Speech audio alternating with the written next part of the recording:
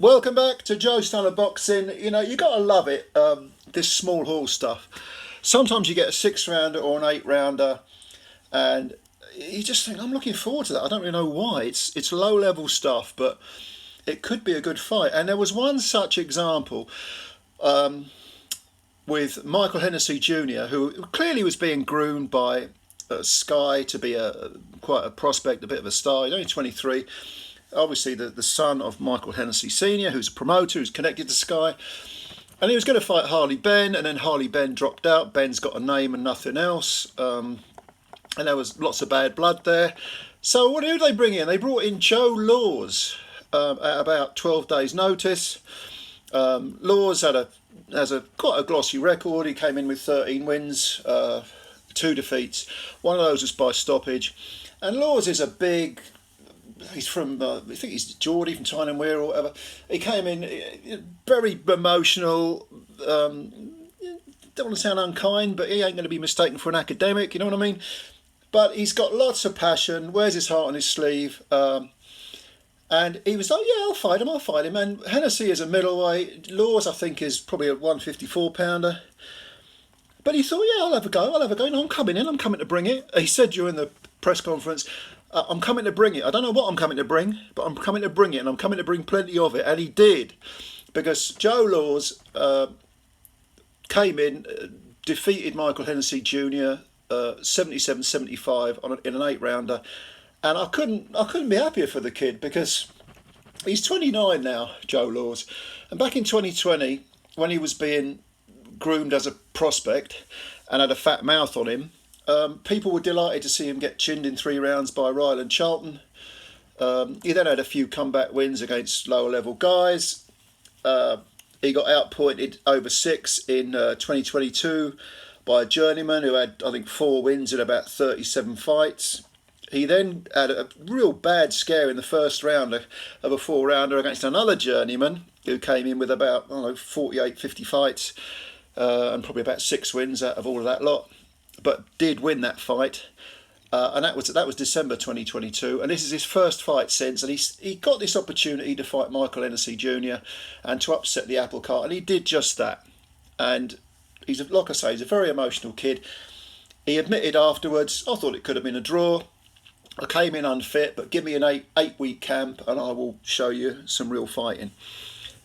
Who's going to begrudge him that? Because this kid, even though, from what I gather, I mean, back in 2020, he had some big online presence or something, and he sold a lot of tickets, but everyone was saying, well, he's crap, And he said in his post-fight interview with Hennessey, after the Hennessey fight, he said, look, I might not be world-class, but I'll give you entertainment. And that's what you want on these small hall cards. You want fighters who are going to give their all at any level because they create entertainment. And that's what this guy did. Now, Michael Hennessey Jr. will be kicking himself tomorrow because he was the bigger man, looked bigger, looked at least one weight division bigger. I mean, I don't know whether Joe Laws can make welterweight, but he's certainly no bigger than a 154-pounder. Hennessey Jr., 23 years old, came in with an 11-1-1 record. And his one defeat was early on in his career on points to Jamie Stewart, who since then I think has picked up an area title and isn't a bad little fighter. He fights anyone, Jamie Stewart. He's fought very good domestic level opposition. Doesn't have a glossy record, but deserved to win against Hennessey Jr. and isn't a bad fighter. I don't think he's ever been stopped either, Jamie Stewart.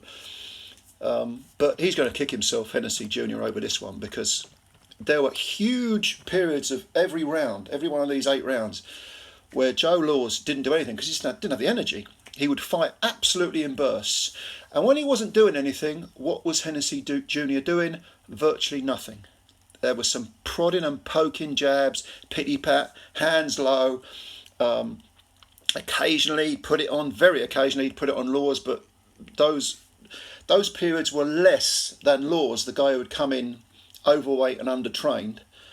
Than, the bursts from Laws were far more eye-catching.